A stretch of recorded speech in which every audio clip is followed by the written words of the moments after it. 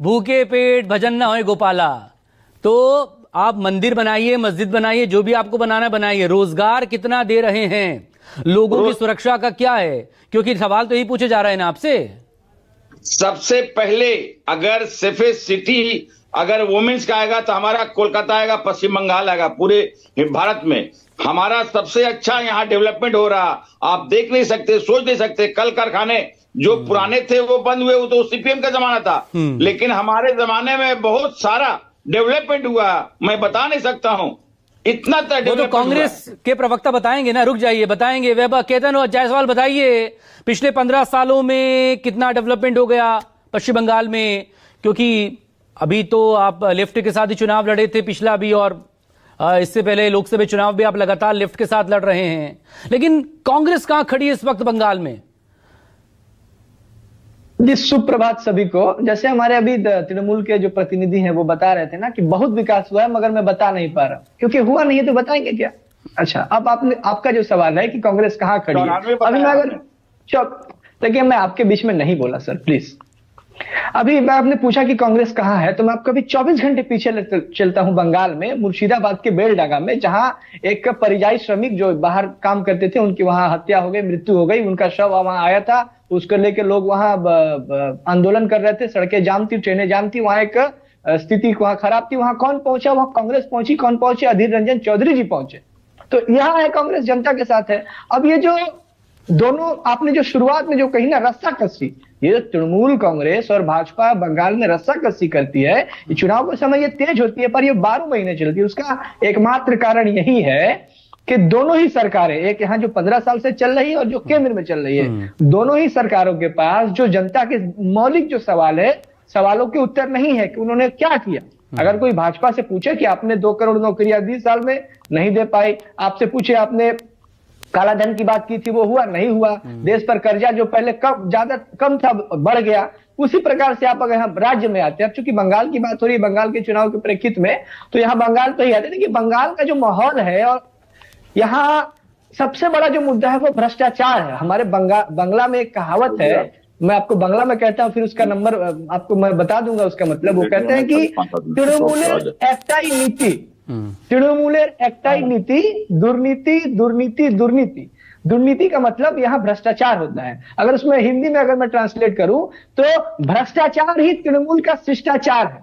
तो ऐसी परिस्थिति में बताइए आप, शिल्प जो बंगाल में शिल्प कहते हैं, इंडस्ट्रियलाइजेशन कहते हैं, लेकिन बंगाली अस्मिता की बात करना और बाकी जो नैरेटिव करना, तुष्टीकरण के एक दूसरे पर आरोप लगाना और फिर मंदिर मस्जिद पर बात करना, तो मुद्दों पर तो बात ही नहीं हो रही ना पश्चिम बंगाल में। कहां हो रही है? अब मैं वही ना कहा मैंने कि मुद्दों की बात ना करनी पड़े, इसीलिए ये रस्साकसी, ये ताना खींचा है। अब मैं आपको बताता हूं इस पे आपको सांप्रदायिकता पर। देखिए, बंगाल में कभी भी सांप्रदायिक माहौल, हम इसी बंगाल में पैदा हुए और आज इतने बड़े हुए, हमारे बाप दादा ने भी बंगाल में कभी माहौल सांप्रदायिक नहीं देखा था। कब से देखा था? जब बंगाल में भाजपा नहीं थी तब तक बंगाल में सांप्रदायिकता नहीं थी, और जब बंगाल में तृणमूल कांग्रेस नहीं थी तब तक बंगाल में भाजपा भी नहीं थी। तो तृणमूल कांग्रेस ने ही भाजपा का बीजारोपण किया बंगाल में, खाद और पानी डालकर रिष्ट पुष्ट करके आज बंगाल के सामने भाजपा एक बहुत बड़ी चैलेंज है। बंगाल की जो माहौल है, बंगाल की जो सांप्रदायिक समरसता है, इसके लिए भाजपा बहुत बड़ी चैलेंज है। दोनों मिलकर सांप्रदायिकता कर रहे हैं। आज तृणमूल कांग्रेस और भाजपा में ये कांग्रेस के लिए चैलेंज क्या है? मैं बताता हूं, काम का नहीं कंपटीशन है, इंडस्ट्री का नहीं कंपटीशन है, कौन कितना बड़ा हिंदू क्या है, कांग्रेस के लिए कंफ्यूजन ही चैलेंज है? बहुत सीधा सवाल है, क्योंकि आप कभी ममता बनर्जी का सपोर्ट करते हैं, दिल्ली में बैठे नेता उनका सपोर्ट करते हैं, वहां राज्य के जो नेता हैं वो उनके विरोध करते हैं। नहीं, आप मुझे बता दीजिए, समर्थन तो देखिए, कोई कंफ्यूजन है क्या? कोई कंफ्यूजन नहीं है। हमने तो आपको स्पष्ट बताया ना कि जहां भ्रष्टाचार है, जिनका शिष्टाचार है, उनसे कैसे समझौता।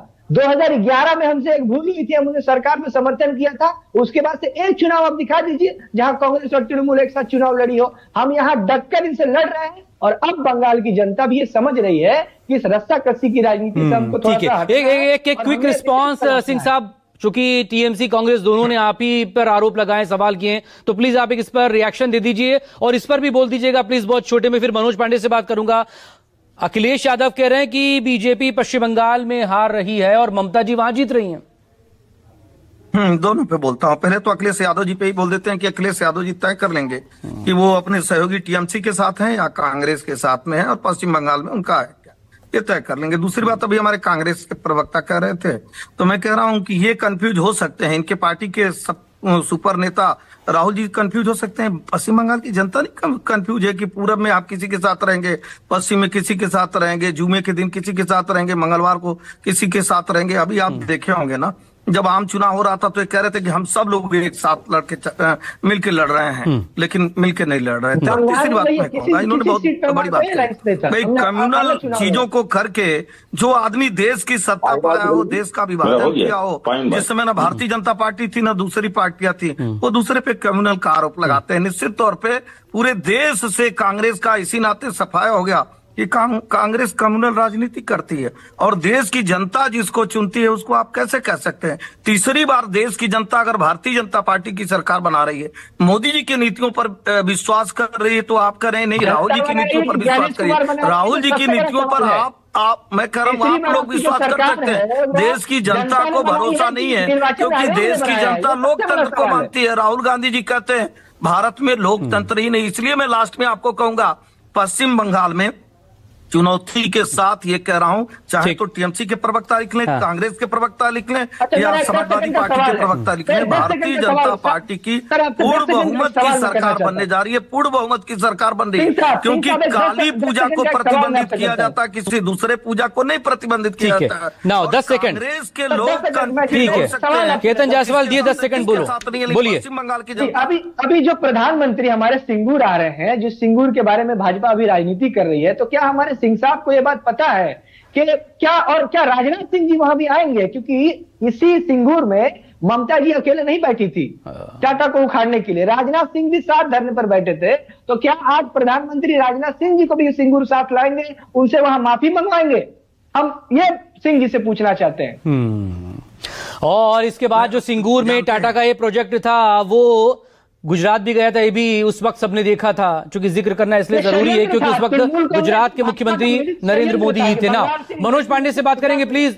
देखिए, मुझे अपने सहयोगी से बात करने। मनोज, ये सिंगूर की तरफ अब जो राजनीति जा रही है, एक वो, दूसरा ये, क्या बीजेपी का बनाया हुआ नैरेटिव ममता बनर्जी को कमजोर कर देगा या वो उसमें घिर जाएंगी उतनी आसानी से? क्योंकि पलटवार जब ममता बनर्जी करती हैं तो इन तमाम नैरेटिव को तोड़ती हुई वो नजर भी आती हैं। क्या इतना आसान है ममता बनर्जी को घेर पाना? मनोज पांडे जी मकसूद, देखिए 2-3 चीज समझने की बहुत जरूरत है। देखिए, अभी सारे लोग बोल रहे थे, हम उन लोगों की बड़ी भांति से बात को सुन रहे थे। मकसूद, देखिए बंगाल की जो राजनीति है, और हमें जितना हम लोग जब शुरुआत किए थे 2006 से, मुख्यमंत्री ममता बनर्जी इसी सिंगूर के आंदोलन को उन्होंने शुरुआत किया था। देखिए, ये आंदोलन 2006 में मकसूद शुरुआत हुआ था और ममता बनर्जी यहीं से किसान जमीन अधिग्रहण मामले को लेकर, जो वामफ्रंट सरकार थी, सीपीएम 34 साल से थी, और ममता बनर्जी ने यहीं से नींव डाला था और किसानों के हित के पास में खड़ी थी। बकायदा देखिए, टाटा ने यहाँ 2 साल तक, यानी 2008 तक टाटा के साथ रस्साकसी चली। टाटा यहाँ करीबन 90% यहाँ पे फैक्ट्री बन चुकी थी और उसके बाद भी रतन टाटा को यहाँ से जाना पड़ा। तो आज किसानों में इस तरह का वहां पे एक तरह से था कि उनकी जमीन यहाँ पे अधिग्रहण की बात हो रही थी। ममता बनर्जी इस आंदोलन को लेकर शुरू हुई थी। देखिए, बीजेपी पार्टी भी अब 2026 का विधानसभा चुनाव मकसूद इसी को लेकर जाना चाहती है। देखिए, प्रधानमंत्री का आज मालदा में यहाँ पे सभा है और प्रधानमंत्री देखिए जब बंगाल में आते हैं तो कोई नई चीजों को यहाँ पे एक तरह से देने की कोशिश करते हैं। ये भाजपा जनाने की कोशिश कर रही है कि बंगाल के विकास की बात कर रही है। देखिए, 2024 के लोकसभा चुनाव का था तो प्रधानमंत्री 6 मार्च 2024 को आए थे हावड़ा से, जो यहाँ पे देखिए गंगा नदी के किनारे भारतवर्ष का ऐसा पहला है मेट्रो और जो एस्प्लैनेड तक जाता है, उसकी शुरुआत की है। तो उन्होंने बंगाल के लोगों को तोहफा दिया था। आज देखिए, वो वंदे भारत की जिस तरह से स्लीपर क्लास, वंदे भारत अब तक ट्रेन बनी थी पूरे देश में, यहाँ पे सीटिंग था, उसकी स्लीपर क्लास की हावड़ा से गुवाहाटी की एक तोहफा दे रहे हैं। क्या है, बीजेपी इस बात को जनाना चाहती है, बताना चाहती है कि बीजेपी यदि सरकार बंगाल में आती है तो बंगाल के विकास और डेवलप की बात करेगी। देखिए मकसूद, कल जो 18 तारीख का प्रधानमंत्री का जो सभा होना था वो पहले से सुनिश्चित हावड़ा में होना था, यानी हावड़ा से इस कार्यक्रम को रखा जाता, लेकिन भाजपा अचानक इस प्रोग्राम को बदली और इसको सिंगूर लेके गई। देखिए, सिंगूर लेके जाने का एक बड़ा मकसद है भाजपा। 3 चीज को बंगाल में देखिए चुनौतियों को लेकर चल रही थी। एक तो भ्रष्टाचार का आरोप उठा रहे थे, घुसपैठियों की बात उठा रहे थे, महिलाओं महिलाओं की सुरक्षा को उठा रहे थे।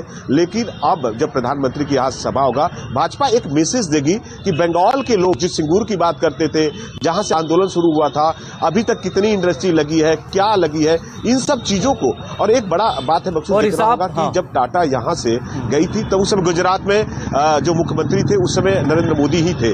तो अब एक बार प्रधानमंत्री इसी धरती से, बंगाल की धरती से प्रधानमंत्री होने के नाते बंगाल को लोगों को क्या तोहफा देते हैं, क्या मैसेज देते हैं, हर किसी की निगाह सिंगूर पे टिकी हुई है। और सिंगूर भाजपा के लिए नजरें आप भी बनाए रखिएगा। तमाम अपडेट और डेवलपमेंट्स के लिए आपसे बात होगी। मनोज पांडे, बहुत शुक्रिया आपका जुड़ने के लिए। चाहे तो आप और रुक सकते हैं थोड़ा देर। समाजवादी पार्टी से अब अशोक यादव जी, आपके नेता कह रहे हैं कि बीजेपी हार रही है पश्चिम बंगाल और ममता बनर्जी जीत रही हैं।